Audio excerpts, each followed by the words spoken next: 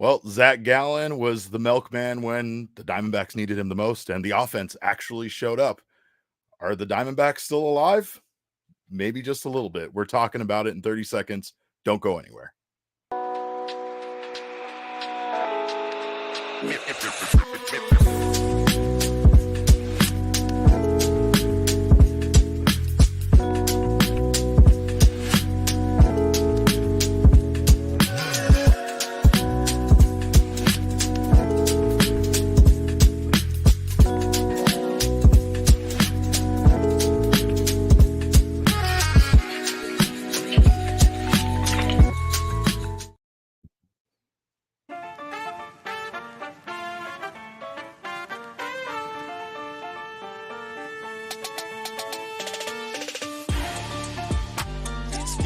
And welcome into another edition of the PHNX D-Backs podcast. Of course, I'm at home, but this man next to me, actually is on this side, is in Studio K, presented by our friends at Circle K. The Diamondbacks win, and I guess they're still alive. Welcome into the PHNX D-Backs podcast. My name is Derek Montilla, occasionally known as your mayor of PHNX. This man next to me is the people's champ, Damon Farrell, and of course we have Kevin on the ones and twos. We'll also have Jesse Friedman joining us from Chase Field here shortly. But the Arizona Diamondbacks find a way to win tonight and avoid the sweep against the San Francisco Giants, which is huge. They get a big win as they approach their final 3-game series here against the Padres this weekend that they absolutely needed. I know I got some flack for saying that yesterday's game was a must-win. Damon, was yesterday's game not a must-win, and was today's game not a must-win for this team at this point? I think yesterday's game was a must-win, and today's game was a can't-lose, Derek. Okay. You got to define those differently. Could not lose this game. No, yeah, you're right. By any stretch. You're right. You're right. They couldn't, and they didn't. And they got some amazing pitching from Zac Gallen, which we'll talk about. And the offense, woke up, and that was just great to see from this team. Of course, the PHNX D-Backs podcast is brought to you by our friends at Bet365. Download the Bet365 app. Choose your offer when you sign up. Make sure to use that code of PHNX365 when you do, and find out why it is never ordinary at Bet365. And I guess this one was a bit more ordinary, at least as far as the Arizona Diamondbacks are concerned. This is a bit more of what we have been used to seeing from this team. A lot of offense, the starting pitching from Zac Gallen or Merrill Kelly shoving. I mean, this felt like old times. They, of course, win this one by a score of 8-2, which just felt huge that the offense had such a big night, but it also feels huge that Zac Gallen went out there and shoved the way he did. And not just Zac Gallen, right? The team had 17 strikeouts as a unit, which is a season high for the Arizona Diamondbacks. And of course, they got some great pitching right when they needed it. Yeah, they did. I mean, I said it yesterday. I looked into the camera, Derek, and I'm pretty sure Zac Gallen was at home watching the postgame show, because I said we need his best performance of the season while our season's on the line. And what did Zac Gallen do? He went out there and he absolutely shoved. I think people were probably a little bit concerned early with that second inning, going down 1-0, especially after how the offense fared in the bottom half of that first inning, getting a leadoff single from Corbin. Cattell has a 3-0 count. Then it's a strike him out, throw him out, just to kind of lose all the momentum, flatten the team. And then that was a flat Gallen, for sure. And then Gallen goes out there and gives up a run immediately. And at that point, like, the vibes pretty much could not have been lower. And Zac Gallen locked in and didn't let it affect him really, and pitched, like I said, the best game that he's pitched all season. Now, Damon, I don't mean to bring attention to it, but there's some discussion about your hat color being similar to the Atlanta Braves in the chat. I don't know if you noticed that. I don't know if you want to address these accusations. That's a bold Arizona flag on the back. I'm pretty sure the hat color is the state colors of this great state that we live in. Don't you dare come at me with no Braves colors. This is about State 48, baby. Get 'em. Yeah, that's right. That's right. We got our gloves, by the way. We're ready to have a catch. And of course, it's a great night for it, because it feels good to see the Diamondbacks go out there, have a solid performance tonight. Of course, the offense was big there in the second inning. There were moments, Damon, where it felt like the offense should have scored more, should have done more, but ultimately they win the game 8-2. That second inning was where they really started to get back to what we've been used to seeing out of them. Walker gets that leadoff double, got the offense started. He scores on the Lourdes Gurriel RBI single. That was the Diamondbacks' only extra base hit until Pavin Smith's home run later in the game, which we'll talk about. But Gabby Moreno added an RBI single of his own that scored Jake McCarthy in that inning. The D-backs did load the bases, and then they got one more on a Corbin Carroll sac fly. But again, it was another instance where they loaded the bases and they didn't really get that big number, but they did, put up 3 runs at that point. And it did feel like the Diamondbacks offense was at least back. They added a 1 run in the following 2 innings. They added another run in the 3rd inning, added another run in the 4th inning. And for the most part, it felt like that offense was sufficient for how Zac Gallen was pitching, because Zac Gallen was absolutely dealing in this one. And he was just outstanding when the Diamondbacks, once again, when they needed him the most. He was killing the Giants with his knuckle curveball. He got 11 whiffs on 17 swings on his curveball. He threw pretty much the 4-seam and the curveball the majority of the outing. And he wasn't even throwing the ball in the zone. Kevin, if you wouldn't mind showing the example, this was just after, I believe, the 2nd inning. Jesse had tweeted this out, and this was just incredible that he was getting basically the swing and miss that he was getting by not throwing anything, Damon, in the strike zone. Through the first 2 innings, just 10 of his 41 pitches were in the strike zone, which is a 24% clip, as Jesse tweeted out. That's the lowest in-zone rate of Gallen's career through the first 2 innings. So I don't know if that was the game plan coming into this game against the Giants, especially considering the way they walloped all the Diamondbacks pitchers in yesterday's loss, but it was effective. It worked. He went out there and he got the guys swinging at a lot of stuff outside of the zone. Yeah, I think when Zac Gallen's pitching his best, right, he's getting people to swing at that curveball low, that one that's just in the dirt that they have no chance of making any contact with, but they try to because that it just drops out of a chair. So, and that's and when Zac Gallen's bad, it's because no one is swinging at that, because every time that he throws that pitch, people just pause and let it hit the dirt. So I think really, like, you can kind of tell, I feel like, with Zac Gallen, what kind of outing it's going to be based off of how that curveball is working. And boy, was it working tonight. Yeah. And Ina in the chat says San Francisco Giants can't hit the curve. They definitely couldn't hit the curve tonight. And if that's the scouting report on the Giants, the Diamondbacks did a great job of going out there and executing that game plan. Zac Gallen did an incredible job. 11 strikeouts tonight is a season high for Gallen. He went 6 innings pitched, gave up 2 hits, 1 earned run, 2 walks, 11 K. Just fantastic. Another fantastic outing from Zac Gallen. And I mean, they're further between than you would like to see them, right? But he has had some brilliant outings this year. This one, all things considered, may have been his best, just considering the timing and how good he was here against the Giants. Yeah, it couldn't have come at a more timely moment in the Diamondbacks season. Like, backs against the wall, you lose this game. Yeah, I think if you lose this game, it's over. Like, I know it isn't, and I know we've been doing the literally it's not over thing, but they're on life support right now. They're on life support.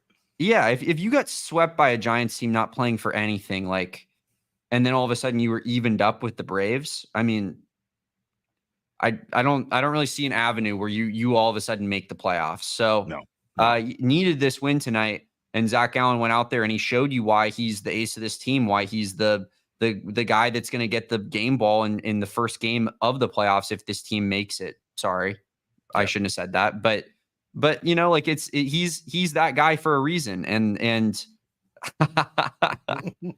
there's Derek burying his face in his new glove. It smells so good. It does. It's also good, because when they come for you, I want them to come for you and leave me alone. But sure. I mean, absolutely. Gallen proved once again. I know we've had those discussions. I know there's been talk of Ryan Nelson. We've joked about him being the ace of the staff, but it's not really a joke. Ryan Nelson was, in fact, the best pitcher on this team for a significant period of time, not just like 2 weeks, not just a small sample size. It was a pretty significant portion of the season. Diamondbacks will get Ryan Nelson back this weekend.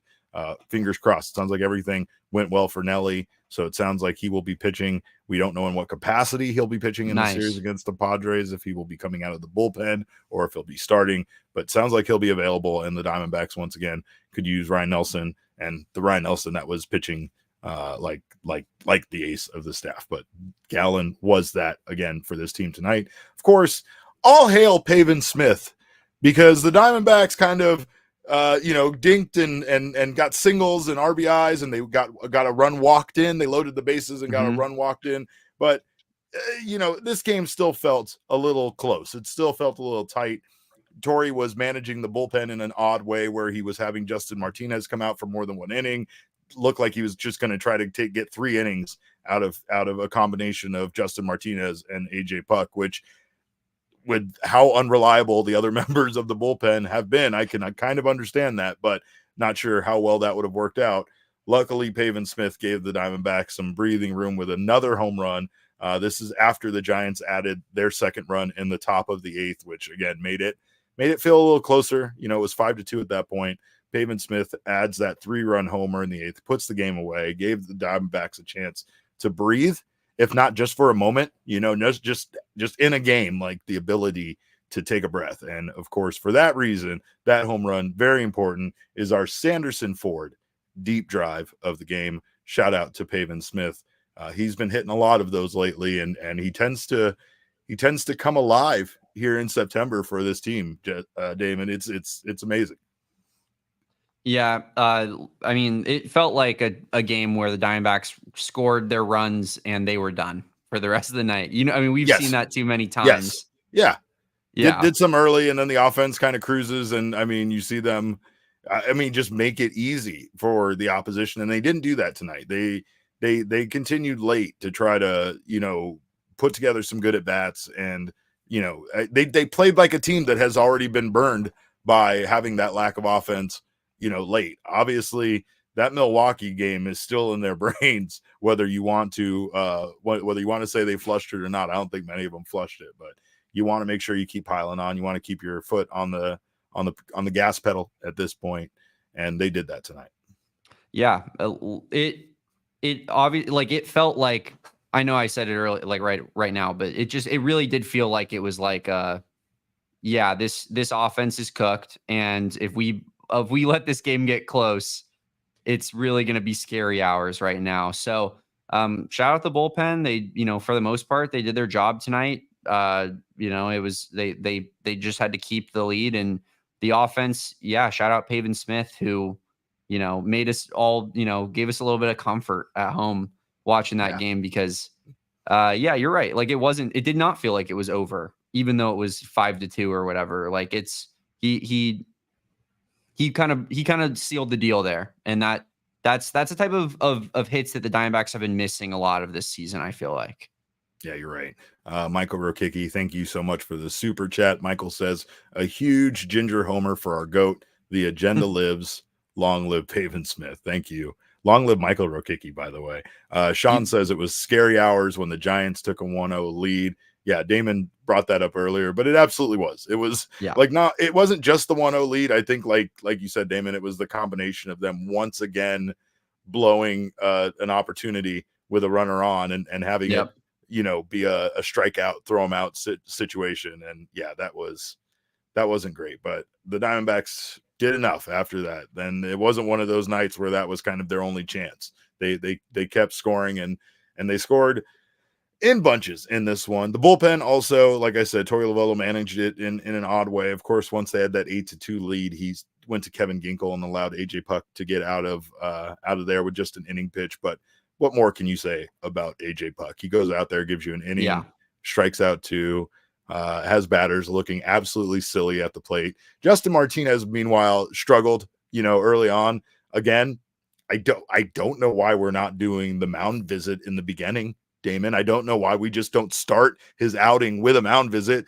get everybody out there, get pumped up, get the vibes right, and then let him go, because he was an animal after Brent Strom went out to visit him. But I believe he gave up a single and then a walk before that happened. He still gave the Diamondbacks, plenty, though. He did allow an earned run, but he gave them 1 and 1 inning, 1 and a third innings pitch, 3 hits, 1 earned run, 1 walk, 2 strikeouts. He's just still not flawless. You know what I mean? And right No. now, that's why it makes all the sense in the world to be going to AJ Puck, regardless of pitching, matchups late, because Puck has just been outstanding no matter who he's facing. Yeah, and Justin Martinez might have thrown the fastest throw I've ever seen in my life to Christian Walker to get that final out that Torrey ended up challenging. Yeah. I thought Christian Walker broke his hand. I mean, did you see how hard that ball flew across the diamond? It was it's insane. wild. Me watched him do PFPs, J Mart, the before game 2, and those paid off because that was a laser of a throw, and he nailed it. Oh my God. Right when it needed it to be too, because it was a damn close play, and it had to be thrown that hard, and he put it on the money. So shout out J Mart for making a pretty good defensive play to get himself out of that. But yeah, you're right. He's not flawless. He does have, and I think he's so young and seems like he gets a little bit flustered that when there's one runner on, all of a sudden it's like, oh my God, is it about to just completely fall apart right now? Right. But to his credit, I feel like, especially recently, he hasn't had necessarily the cleanest of innings, but he has been working through them fairly well. And then, like you said about AJ Puck, there's just there's not even anything to talk about. He's just, we have a guy, we have a dude, and he's a dude and a guy. Yeah. He's one of the best relievers in baseball, and he's on my team. Yeah. Don't make me argue with you about whose team he's on. But he entered tonight's game with a 0.36 ERA with the Arizona Diamondbacks, and that only went lower after tonight's outing. It's just wild how incredibly good he is. So we could probably give him King Snake, but I think there's another guy who deserves it just a little more, and that is Zac Gallen. Zac Gallen is our King Snake for tonight. 6 innings pitched, 2 hits allowed, 1 earned run. 11K, again, a season high for Gallen, a season high for the pitching staff of 17 strikeouts total. And again, just at least a very encouraging win, a very encouraging step in the right direction as you go on to face a very, very tough San Diego Padres team at home.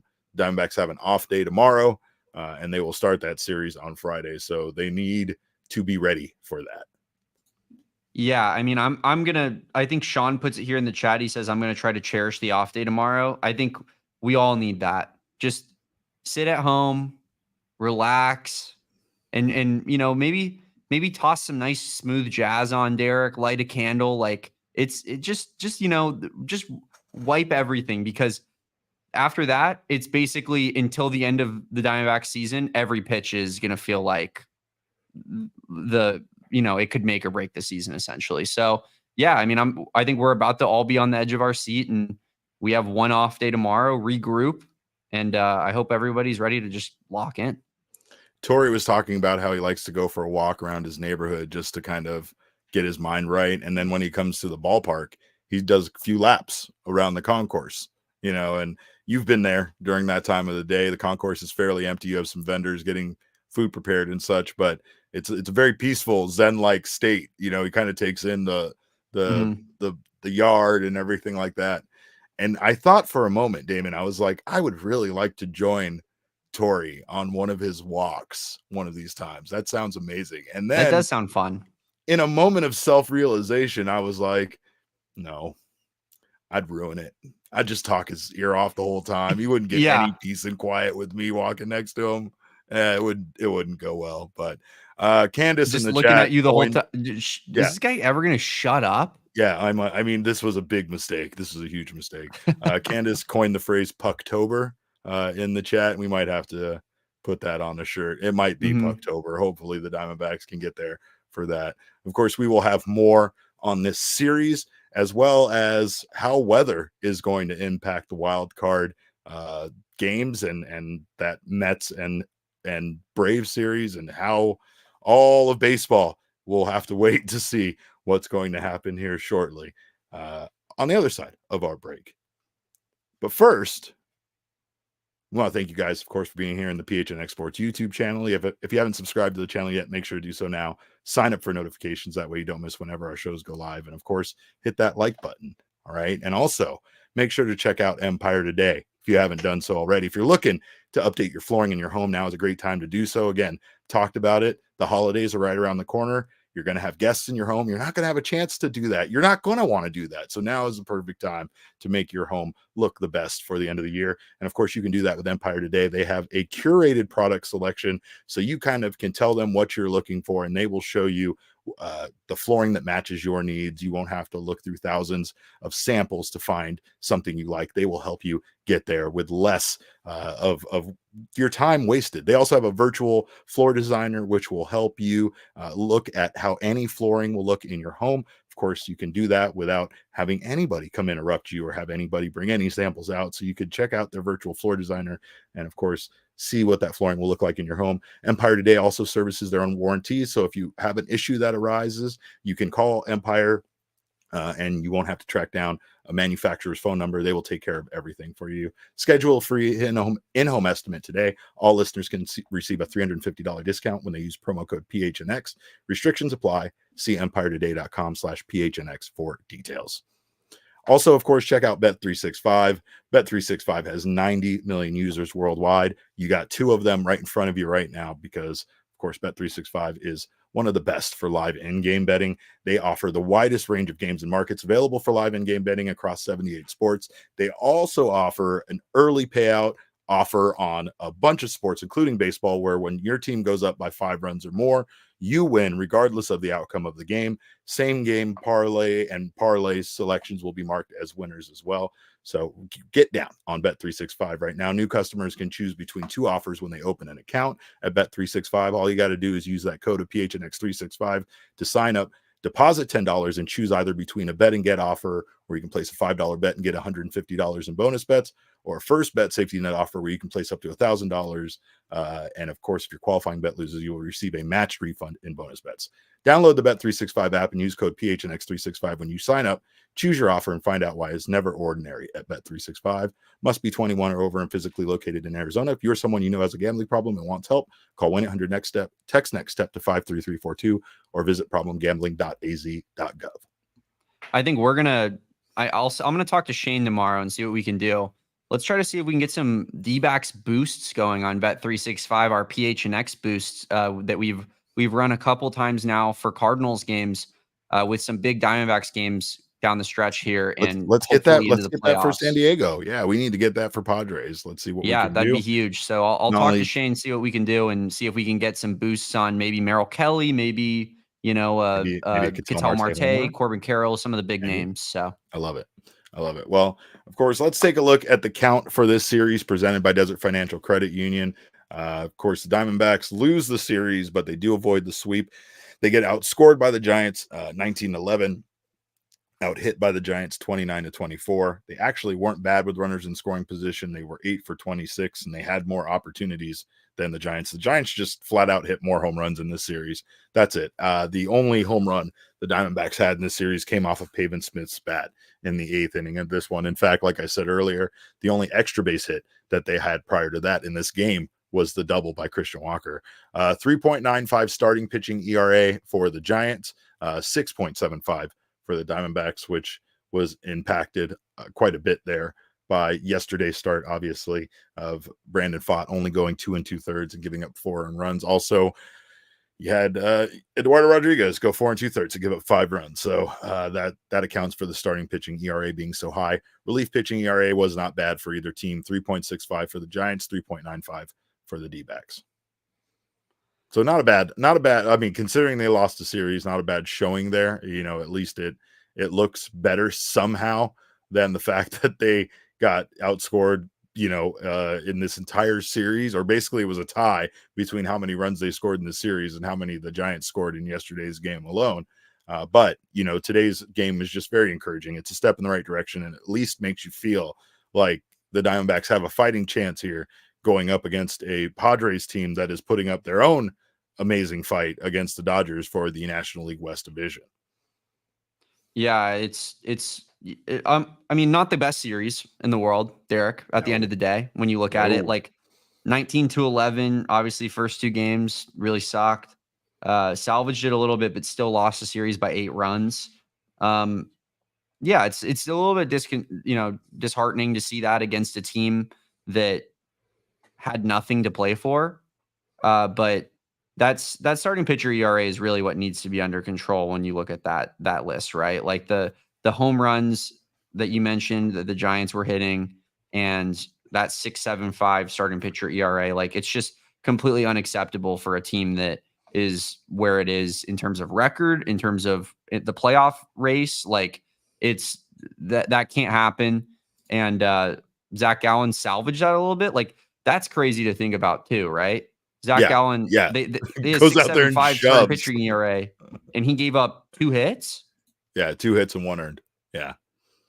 Yeah, it's wild. It's definitely wild. And I mean, honestly, it's wild that those bad performances came from the 2 guys that the Diamondbacks were still looking to decide who they could trust in the postseason.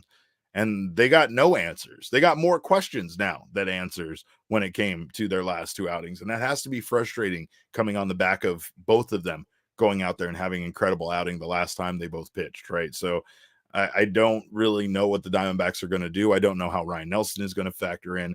And I don't really feel like the Diamondbacks really have solid answers. When Torey is asked about it, for the most part, you've seen the videos, Damon. He tries to tell us, like, I'm being honest with you guys when I can. I'm telling you guys the truth when, this or that. We had the thing the other day where, obviously kind of took the hit for Ketel Marte, asking for the day off. And he said he gave him the day off, and made a lot of people, including both of us, very frustrated with Torey Lovullo as a manager, considering there was only like 7 games left in the season at that point. Or 6 games, and you're letting guys sit, or you're sitting some of your best players, but it does feel like there are a lot of decisions still to be made, and they don't have concrete answers. Like, they probably have an idea, but again, until Ryan Nelson, is out there pitching against actual major league hitters and showing that he's back and that he's feeling okay, I don't know if they know at all what they're going to do with their starting rotation. Ryan Nelson, Jordan Montgomery, who's going to pitch, who's going to be, I mean, obviously Jordan Montgomery is going to be coming out of the bullpen. He loves the bullpen. I don't know if you've seen it. It's his favorite place to hang out, but he's just, that's most likely where he's going to be. And then it's a question of, how does Eduardo Rodriguez or Brandon Pfaadt fit in, and Ryan Nelson. So there's a lot going on for this team, considering that there are only 3 baseball games left in the regular season. And again, their position in the postseason is not only not secure, but it's in serious jeopardy right now. They just did an excellent job tonight of trying to move themselves one step closer to making the playoffs. I don't think Torey's given a straight answer on Ryan Nelson specifically, and like what his role is going to be. One time really all season, it doesn't feel like, Oh yeah. Like every time it's like, we have this guy coming back. Is Ryan Nelson going to leave the rotation? And Torey will be like, we'll take that one step at a time and get there when we get there. Yeah. And it's going to continue to be that way. But I think on paper, absolutely, it would be great for Ryan Nelson to just continue to do what he's done over the second half of the season and just throw him in there and have him be a starter again. But maybe that's not the most realistic thing in the world. Like he's not a Zac Gallen, Merrill Kelly type where you just unequivocally trust him no matter what. Like he hasn't completely earned that, no matter how well he's pitched. Like, I think the inconsistency gives you a little bit of fear there, but I would be lying if I said I'm not more confident in just throwing him in against the Padres over Jordan Montgomery potentially on this second to last game of the season that Jordan Montgomery's scheduled to start in. I think I would rather take my chances with Ryan Nelson coming in cold. I don't know about you, Derek. I don't like that.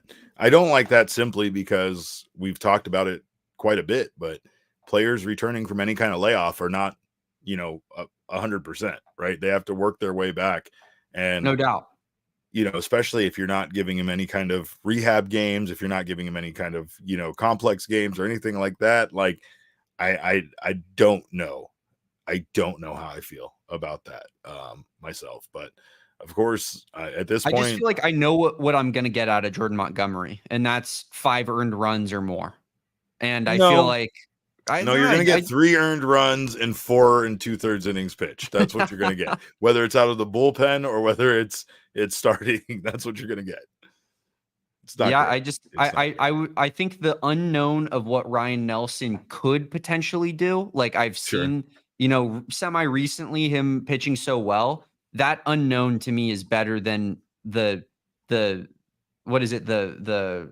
I forget the terminology, but like the bad guy, or something like that. Like Jordan Montgomery is that. Like I know what he's given me. I feel very confident. The devil you know, the devil you is know better than the devil you don't know. Yeah, exactly. Yeah. So like I don't know what Ryan Nelson's going to do, but there's a chance that he's as good as he has been semi recently.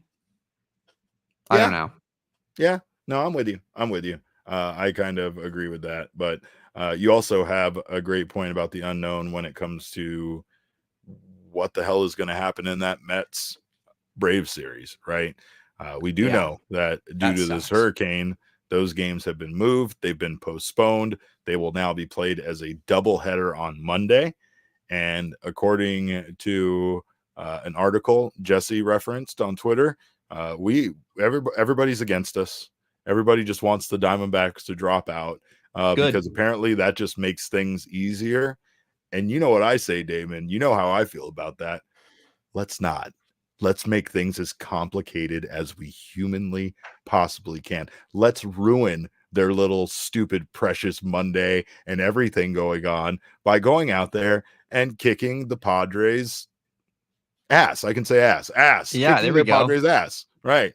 So I need a list. The world, Derek. It's the snakes versus the world, Damon. That's exactly what it is, and that's what it's going to be if they can make the postseason. But of course, we have the one, the only Thunderstick to talk about the weather. The one and only Jesse Friedman joining us from Chase Field. Bring Jesse on in here. Jesse, of course, we were just talking about, obviously, those delayed games. I know we'll talk about tonight's game and the win for the Arizona Diamondbacks, but a really crazy situation with these games being delayed until Monday for the Mets and the Braves, and it's going to be played as a doubleheader, which really makes it feel like anything can happen. And we found out that apparently it makes it easier for MLB if we just lose and drop out of the race. So let's make it very difficult for them. Yeah, it is really exactly what you said. I mean, the Diamondbacks have basically become the enemy of the entire league at this point.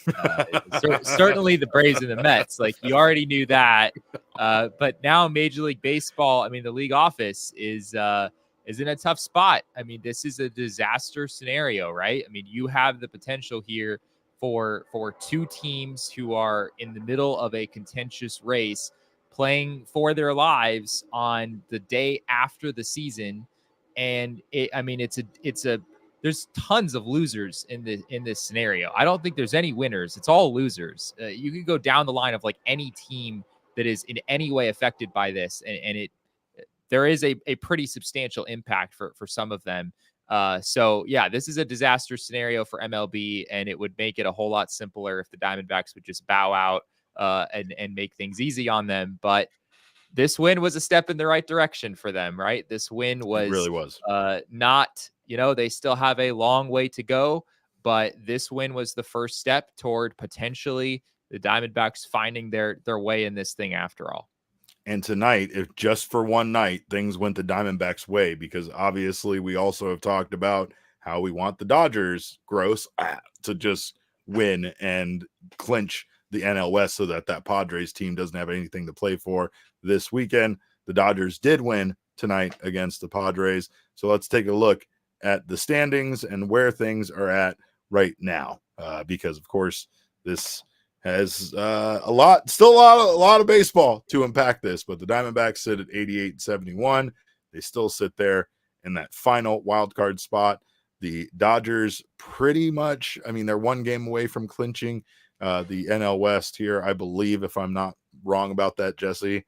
And then, the Padres, they're in. They've already celebrated. They already had their champagne shower, a champagne shower that our friend Steven Banis, a.k.a. Mr. Bananas, is talking about, which we'll get around to his super chat here in a second. But, yeah, I mean, at least, the Dodgers won. they give the Padres, that they have that gap now, looking a little bit more unlikely that the Padres will be able to catch up and win the National League West. So hopefully the Padres just kind of can take a little bit of a break. Maybe give Jackson Merrill a few games off. Maybe sit Manny Machado until the playoffs start. I don't know. Whatever suggestions I can make, I'd like to help out. Joe Musgrove's had some injury issues pretty frequently. I think it really would give him an extra rest day. Why not? Who says no? Them. Yeah, I really think that he needs you'd be an that idiot. rest. You'd be an idiot not to do that. Yeah, I do think like the Diamondbacks are not going to face Dylan Cease in this series no matter what. And that's a big advantage for them, right? I mean, granted, Zac Gallen isn't going to pitch over the weekend either, but Friday's game is Merrill Kelly against, I believe, Martin Perez. I don't think the Padres have made that official yet, but I believe that's who it lines up to be. And that's a game that the Diamondbacks on paper have in their advantage, right? And yeah, as you're saying, maybe we'll see the Padres give Musgrove a day off. I believe that Michael King is scheduled to pitch the last day of the season. There's no way the Padres let him make that start if they're already clinched and, in the spot that they want, which I think there's a pretty decent chance that they will be. So the Diamondbacks this weekend, that they've got a shot, right? I mean, we talked yesterday about how, at least for me personally, that was kind of the tipping point where I didn't really expect the Diamondbacks to make the postseason.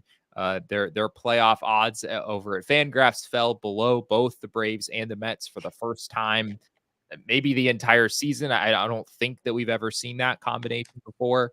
And today, the D-backs basically put themselves right back in the middle of it. At this point, it's essentially three teams that all have a 2/3 chance of making the postseason, which is a very bizarre situation to be in. I mean, you've got three teams who are all likely to make the postseason, and yet, of course, one team is not actually going to make it. So this weekend is going to be fascinating, and it is going to be all the more fascinating because of this lovely weather event down in the Southeast. Well, we will talk more about this game. We got some super chats here real quick I wanted to get to before we do get to more about this game. But Benjamin Hunley, thank you so much for your super chat. He says, if the Dodgers win today and tomorrow, do we finally forgive them for peeing in the pool? I don't think you're going to forgive them. Yeah, I was going to say. No, the answer is no. The answer, it's a hard no. Like, it's like, it's the no is so hard that I just hit it with my car and caused $500 in damage. Piece of Yoshi says, will Jesse get to say what he wants to say today? I think that he wants you to apologize to Pavin Smith. But once again, no, Jesse will refuse to do that. I'm pretty sure that Piece of Yoshi is referencing what happened toward the end of last night's show when I was rudely interrupted. Oh, yeah. And removed from the stream entirely. I've gotten multiple DMs about that today, Derek. I just want you to know the people are speaking up about that, and they are not on board with. All right, that's probably the easiest way to handle that, right? I mean, that felt the right way to handle that, Damon. I mean, that might have been rude, but yeah, we can bring it back. You let the power get to your head, Derek. Yeah, no, it's crazy. It is crazy. I shouldn't be allowed to have the buttons on StreamYard. That's for sure. Steven Bananas, aka Mr. Banas, says, with the Mets and Braves being postponed until Monday, does that mean the D-backs won't get a champagne celebration if they can't clinch until Monday? Is that right, Jesse? Am I getting robbed of participating in a champagne celebration with the boys? I mean, again, the Diamondbacks control their own destiny, right? So if they win out, if they win all three games against the Padres this weekend, then yes, there will be a champagne celebration because they would be clinching here at home. And there are other scenarios where I think they could also clinch this weekend, even if they don't win out. But that would, of course, require getting some help from the Mets and possibly the Braves as well. So, but there is 100%. There is a chance that the Diamondbacks do not find out if they are making the postseason until Monday. I think there's actually a pretty decent chance of that happening with how this shakes out right now.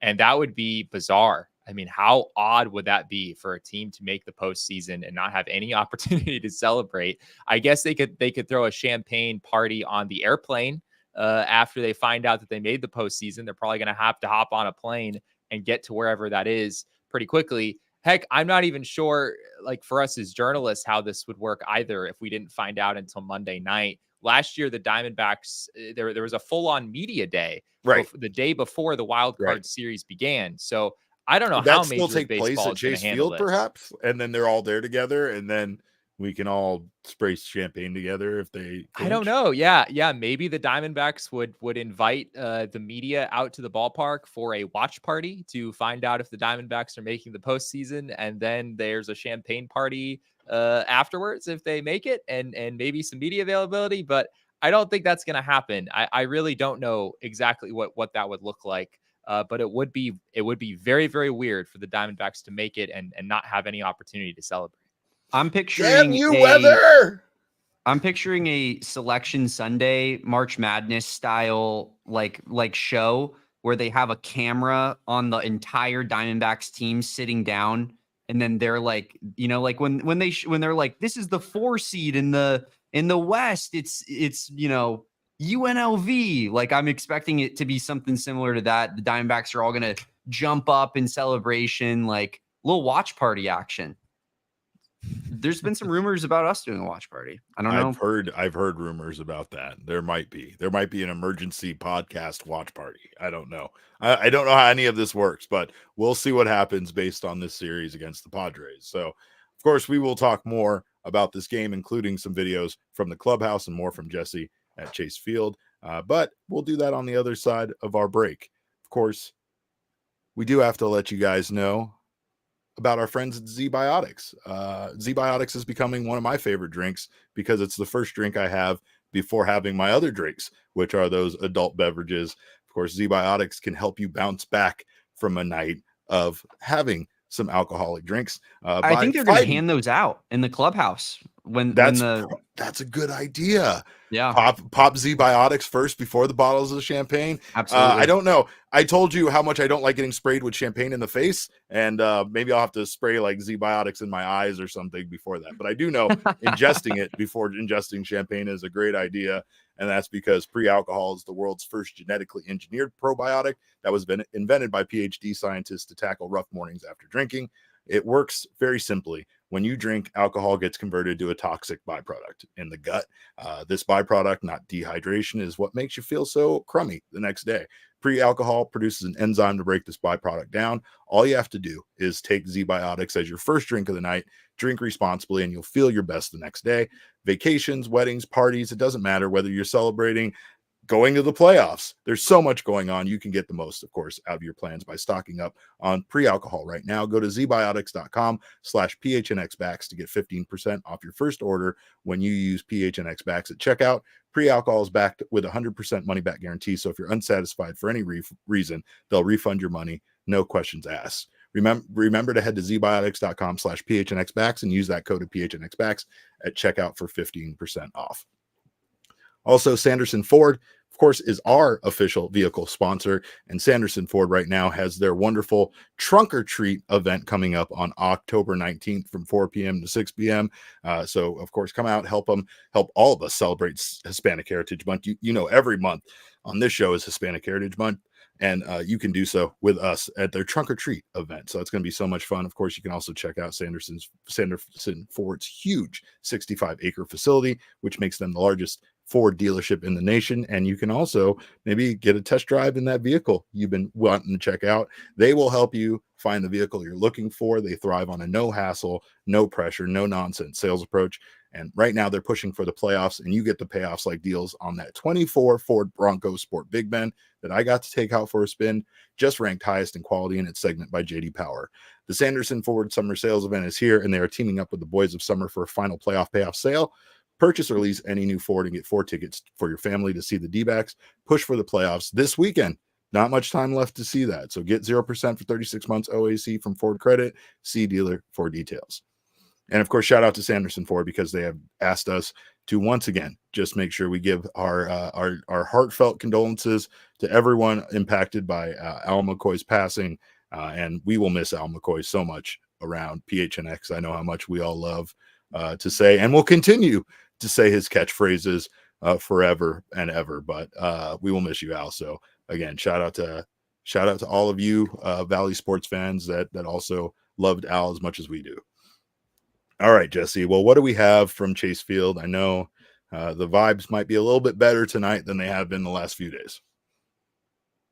The vibes were significantly better, no doubt. We'll start with Christian Walker. He was asked a question about whether the team maybe felt tense a little bit coming into this one. And then there's also a follow-up question in here about how this final week compares to the final week of last season. We've talked a little bit about the similarities there. Here's what Walker had to say. I think, energy's high. There's a lot of, pressure is not a bad word, but there's a lot of pressure in this clubhouse. We expect a lot out of ourselves. Our standards are high. And I think, I wouldn't say it was tense. It felt normal pregame.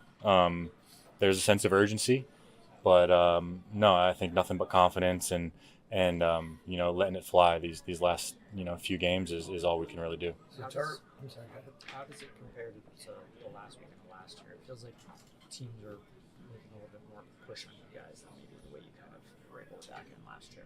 Yeah. It's it's honestly, I was talking to a few guys. It's hard to sit here and remember exactly where our heads were and what the vibe was at this point last year. Obviously, a lot had to go right for us, but this feels a little bit different. Where maybe we control more of it at this point, or at least that's what we like to think. I think this part of the year is it's fun to watch. It's fun to scoreboard watch and all that stuff. Tori says you get to earn that, so we we're proud of that, but. As far as controlling what we can control and worrying about the right things that contribute, it's about this clubhouse and that's it. It feels like the fact that they didn't have to scoreboard watch tonight might have maybe eased a little bit of that pressure. That's a really good point. I'm not sure if that's necessarily how they felt, but in my head, that kind of makes sense. Maybe you're you talk a lot about trying to just focus on what's happening here and winning just the game that's in front of you. But the Diamondbacks were kind of forced to do that today because there weren't really any other games for them to watch. I guess Dodgers Padres did have some significance for them. Certainly that was on in the clubhouse when we were in there. But yeah, there's no Mets Braves game to watch today. This was just the Diamondbacks going out there and taking care of business. And they were obviously able to do that. Well, what else you got for us, Jesse? Yeah, Walker was also asked, speaking of the Mets and the Braves, he was also asked about how bizarre that situation is and the possibility of not knowing how this thing ends until Monday. Here's what Walker had to say about that. Yeah, more things for the end of the season. Why not? I think anything to make it more exciting and some more fireworks. It's we very much feel like we control our own destiny in here, and if we play our game and win some more games, we'll be in a good spot. But yeah, it'll be fun to follow and watch for sure. The chat wants me to do something that I refuse to do. Like you refusing to apologize to Pavin, Jesse. We have a very similar situation going on where they want me to give credit to Mr. Bananas for coming up for Pucktober, and I'm just not going to. I'm not going to. Sean sent a super chat. Thank you, Sean. He says, "Cough, Stephen Coin Pucktober." I don't care. I'm not changing direction now. At this point, I've committed to this being Candace's thing, and that's what I saw, and that's how I know it, just historically. Anyway, Jesse, this is one of those situations now where it still feels like a daunting task that the Diamondbacks could go out there and take 3 games from the Padres at home. It's not undoable, right? It almost feels like the Diamondbacks have stepped up this season when the task has seemed too tall, too much, right? It's almost like it's the games like the series against the Rockies that you expected them to win that they don't. It's sometimes when they play those lesser opponents that they don't really show up, but when it's a big deal like this particular series with the Padres, hopefully we can see the Diamondbacks show up and play their best baseball. I mean, this series was a kind of a disastrous outcome for them, right? I mean, if on Monday morning I tell you guys the D-backs are going to lose 2 of 3 to the Giants, like there's nobody who's happy about that, right? And it goes back to last week as well when the Diamondbacks lost 2 of 3 to the Rockies. Like that's a 2-4 record in the final 2 very pivotal weeks of the season against a couple of teams that you really should be able to beat. So yeah, this was not the outcome that the Diamondbacks were looking for. But to your point, we talked about it a little off the air after yesterday's show ended, that it would feel very on brand for the Diamondbacks to sort of give the illusion of a collapse and then come up big and rise to the occasion when they really need to win against a much better team. I don't really know how to explain that. Like, I don't know if I have like great evidence for that, but for some reason it just feels that that's something like what this team would do. Very on brand. Very, very on brand from this team. Just like us not apologizing for the mistakes we made. Of course, you know what you said about Pavin, and you'll never apologize at all in any way. But is anyone trying to get Damon to apologize for anything? For something? I don't know. I think Damon's their sweet, sweet baby boy, and he can't do anything wrong. You know how that goes, Jesse. That has to happen naturally, Jesse. I'm sure that, you know, as I get more reps on air and I say more words, more things come out of my mouth. People will get angry at me for something, but as of right now, I have a lot to apologize for. I'm like a shiny, bright new toy, you know? Yeah, sure. Yeah, for now. But speaking of Pavin Smith, we do have more from him in the clubhouse. What did Pavin have to say? Yeah, this is Pavin talking about his home run, which, you know, I mean, the D-backs only allowed 2 runs. Technically, they maybe didn't need this, but it's still, I think, just made it so it felt like the Diamondbacks were going to finish this game at that point, right? There was maybe at least a little bit of concern that might have set in when the Giants turned a 5-1 game into a 5-2 game. Obviously, with what the bullpen has been through this month, you don't really have a lot of faith there necessarily. So that was a really big 3-run homer for Pavin to just kind of put this game away. And here's what he had to say about it. Yeah, I faced him a few times, so I've seen him. Just faced him the other day, and the Giants have been throwing a lot of soft, like a lot of off speed to me. So I wasn't necessarily sitting off speed, but I wasn't selling out to the heater either. So just got to change up kind of up and over the middle and put a good swing on it. And he smashed it. And he gave the Diamondbacks their first chance to breathe in a while. That's what it really felt like. Yeah, absolutely. It just, it opened the game and just made it feel like, this is a game the D-backs are going to win. You don't really have to stress out too much at this point. It did go directly into the swimming pool, which is always a fun thing to see. I mean, Pavin Smith, obviously the reps are going to be a little bit harder to come by for him now that Lourdes Gurriel is back.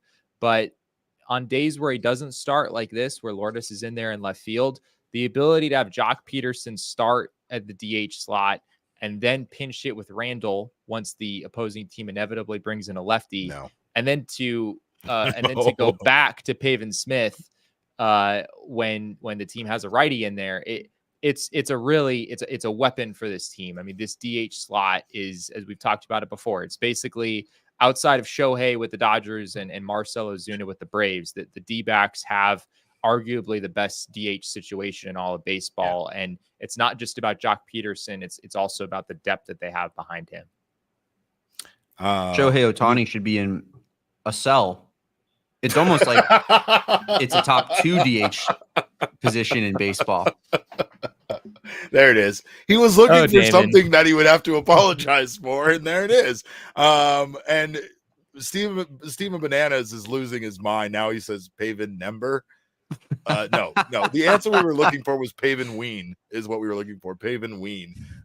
Jesse, Torrey's bullpen usage today was a bit not odd, but kind of like what we would do in MLB The Show. Like, you know, the guys that you want to use, and you're going to try to stretch those 2 relievers out as long as you humanly can. Forget a closer situation. I want to bring in these 2 guys to work 4 innings, and that's what I want to do, because it feels like Torrey can only really rely on AJ Puck and Justin Martinez a little bit.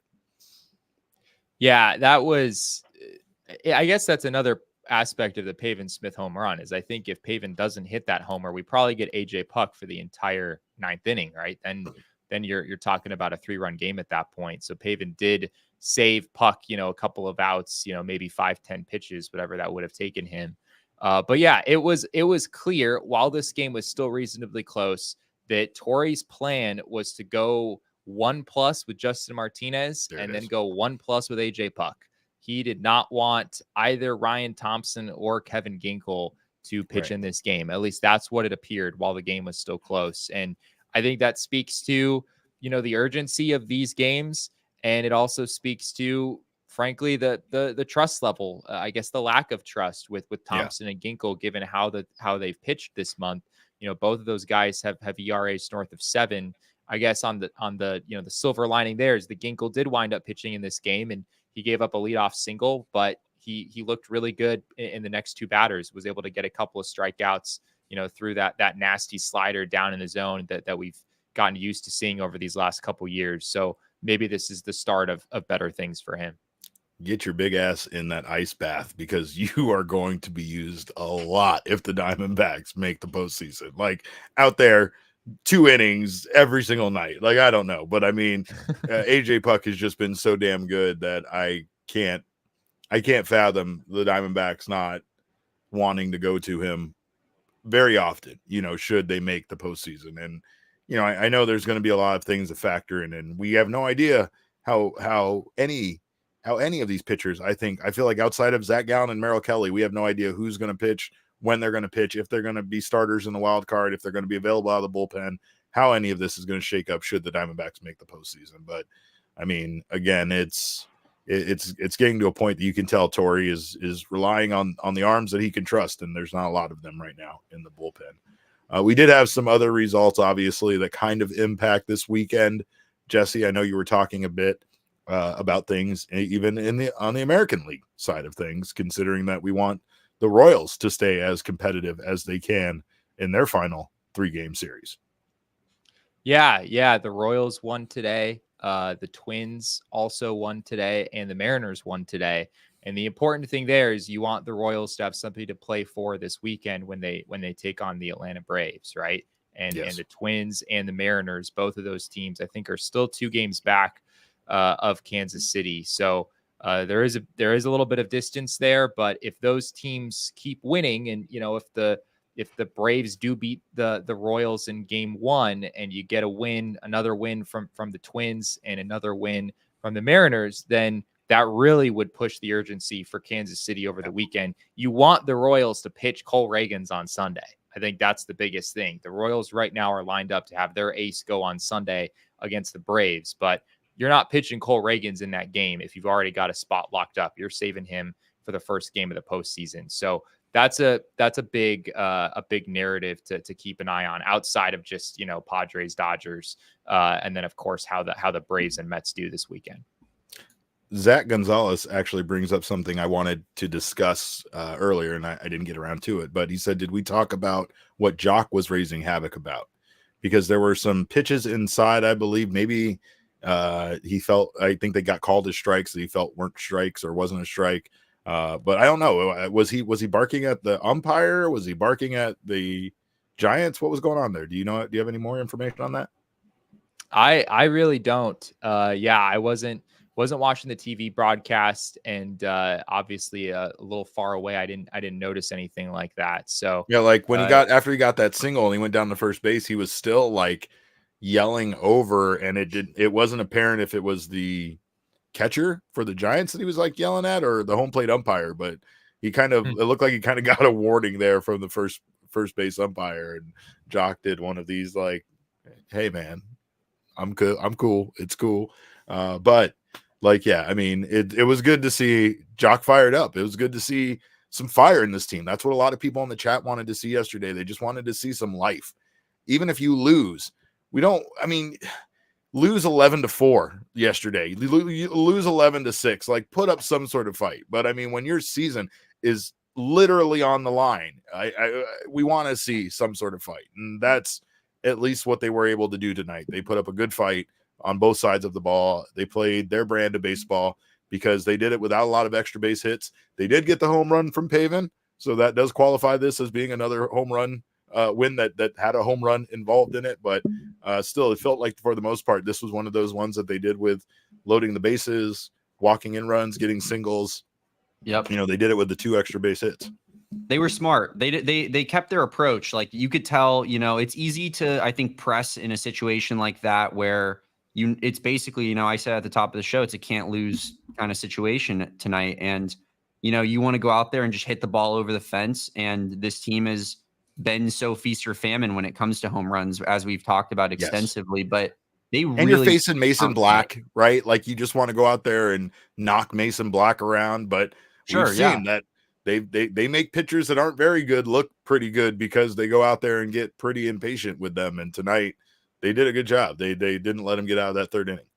They kept their plate discipline really well. I mean, they took tons of pitches. There was a lot of full counts, especially in the first half of this game. Like, you know, Perdomo does his typical 1-2 count, turn it into a foul off 3 pitches, end up walking, you know, bases end up getting loaded there. You score a run. So I honestly, that was impressive to me, is that was a team that felt pretty locked in because they weren't pressing necessarily. They did just kind of keep their approach. They got down early and they just said, we're going to make the pitcher throw us strikes tonight, and ended up working out for them pretty well.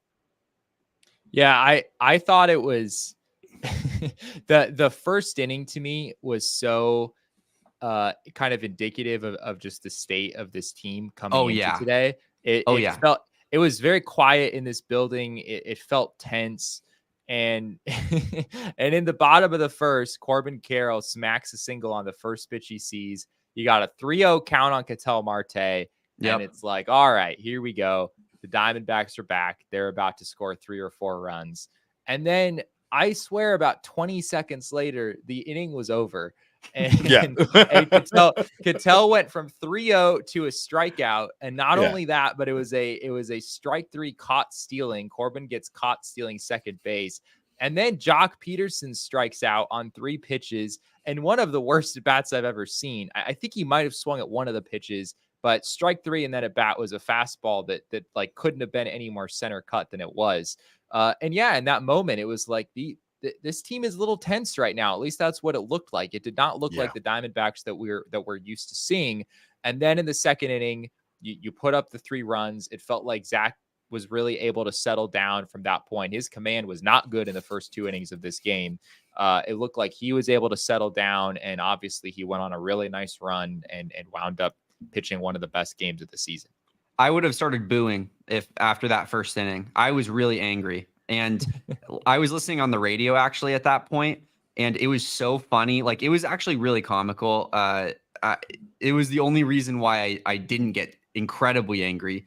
Chris Graggiola on the radio broadcast was like, he was talking about how Corbin still has the green light to steal even when Ketel has a 3-2 count, because they trust Ketel's bat so much that, you know, like they're like, the Diamondbacks know he can foul off a pitch, or he's going to put it in play, or he's not going to take a strike in that situation. And then literally the next pitch, they were like, and that's a strike him out, throw him out. Patrick Bailey just tossed out Corbin Carroll. And I was sitting there and I was like, you can't write a script better than that. So you're right, Jesse. Yeah. That was really disheartening and felt like the state of this team just encapsulated into like one play. But credit to them for being able to pull themselves out of that, because that was a moment that, you know, as a fan, I was like, well, it's over. It was a fun season, guys. Like, that felt like it just ended it. And, you know, they obviously picked that up. No, Kevin, we're putting this one back up on the screen. I'm going to take a picture of that one. Because Dante Ortiz says, if we make it and Monty and Erod shove us to a title, I will get a self-deprecating $45 million tattoo to make up for my slander. And we're going to follow through with that, Dante. So don't worry. I got that one saved, pal. But anyway, all right, Jesse. Well, we know Dante might be lying about getting that tattoo, but we know that the numbers, they never lie. What do you have for tonight's number that doesn't lie? Yeah, tonight's number is 17, and I didn't realize this until a few minutes after the game ended. The Diamondbacks had 17 strikeouts in this game. It wasn't just that Gallen had 11; it was that all three relievers that came in after him had 2 in order to get the final 9 outs of this inning. And I look back on, like, when was the last time the Diamondbacks had 17 strikeouts in a game? And obviously, it's happened a decent number of times, but a lot of those are extra inning games. If you narrow down on just 9 inning games, the last time the Diamondbacks have had 17 strikeouts in a game was September 14th, 2002. It has been more than 20 years since the Diamondbacks have had 17 strikeouts in a 9 inning game. And you'll never guess who is on the mound on that day. No, Anyone who was want it? to try? Randy Johnson. And it wasn't Randy Johnson for 7 innings plus someone else. It was Randy Johnson throwing a complete game shutout where he allowed 3 hits against the Milwaukee Brewers and had 17 strikeouts. And it's funny because not only has it not happened since 2002, but it actually has happened a decent number of times. This was the 11th time in franchise history that they've done it. But the other 10 all happened between 1999 and 2002. And I didn't go through all of the other ones, but I'm willing to guess that Randy Johnson was the starting pitcher in like at least 7 or 8 of those. Oh yeah. So yeah, I thought that was totally wild. I knew 17 was a big number, but I didn't think it'd been more than 20 years since the Diamondbacks had done that.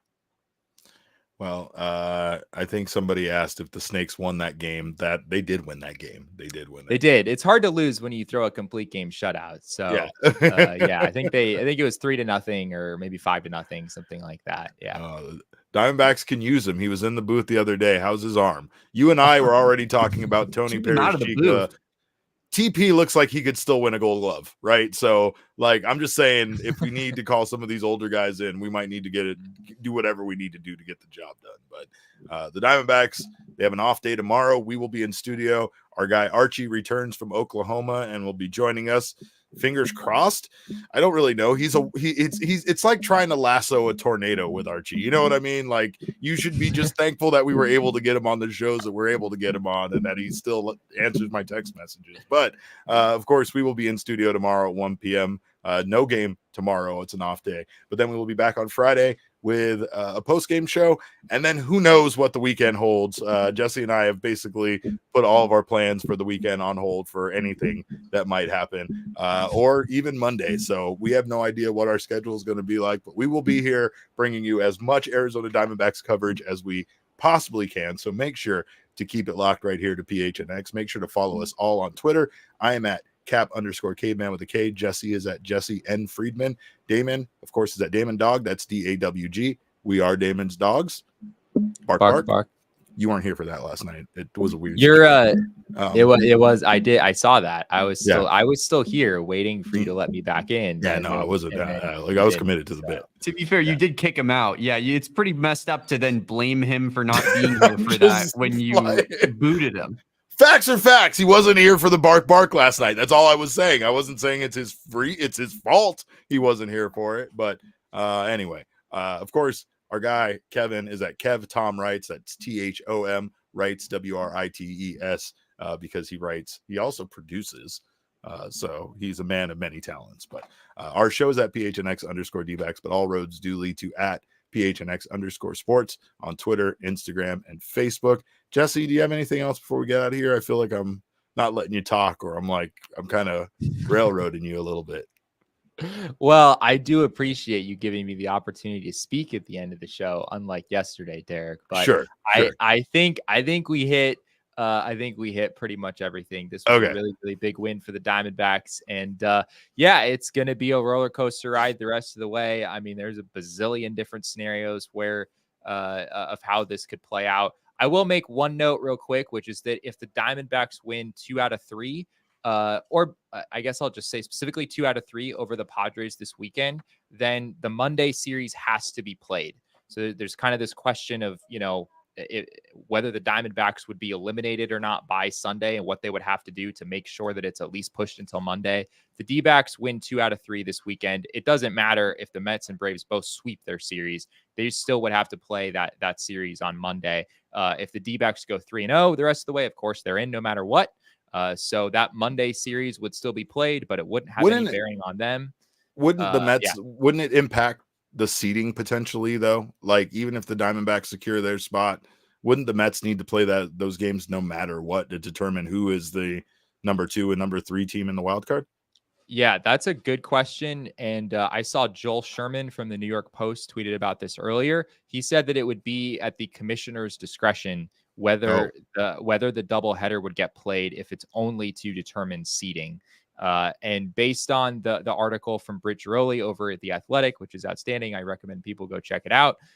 She said that there seems to be a consensus that nobody wants any part of that doubleheader unless it is determining which teams are making the postseason. So I would guess that series does not get played if it's just about seeding. Interesting. I think it only gets played if you're still trying to figure out who's in the postseason, which of course directly involves the Diamondbacks standing at that point. Well, remember, Britt is one of those people that's against the Diamondbacks, so don't forget that. Snakes versus the world. Snakes versus the world. Real quick, I know we're trying to get out of here, but I did want to just update everybody on the Fangraphs odds to make playoffs real quick because I forgot to mention it during the show. The Diamondbacks have now jumped the Braves after tonight's performance. They are 67.8% to make playoffs. The Braves are at 62.0% to make playoffs, and the Mets are at 70.1%. So it's a very, very, very crowded group there. With all of them having above 60% odds, but the Diamondbacks no longer the third of those 3 teams. Thank you, AZ Cats G, for your super chat. Appreciate you so much. Also, old friend of mine, Johnny Walker. Thank you. I didn't get to your super chat, but we appreciate you. I love you, and I miss you. We should hang out sometime. Maybe after the Diamondbacks get eliminated one way or another, or whatever happens. We'll talk. You got anything, Jesse? Yeah, just real quick. I realized that we were talking about Joe Musgrove this weekend, and I just checked Fangraphs' projected starters. I think Joe Musgrove is pitching tomorrow against the Dodgers. So this weekend is lined up for Martin Perez, Yu Darvish, and then Michael King. And again, whether we actually see all of those guys probably depends on what happens tomorrow with that Dodgers game. If the Padres lose that game, then they have really nothing to play for this weekend. I guess maybe it'd be possible for them to lose home field in the first wild card game or in that wild card series. So maybe that would be something they'd play for, but I think at least the majority of the weekend, they likely would not have anything to play for. So yeah, again, that Dodgers Padres game tomorrow is really important. Well, join us tomorrow. Again, 1 p.m. We'll be back here, and then we will have another post-game show for you guys on Friday. Until then, we hope you have a wonderful evening. We thank you so much for stopping by. We will see you tomorrow. And until then, enjoy your night. And remember, kids, baseball is fun, but it's so much more fun in Pucktober. We all silly like the mayor.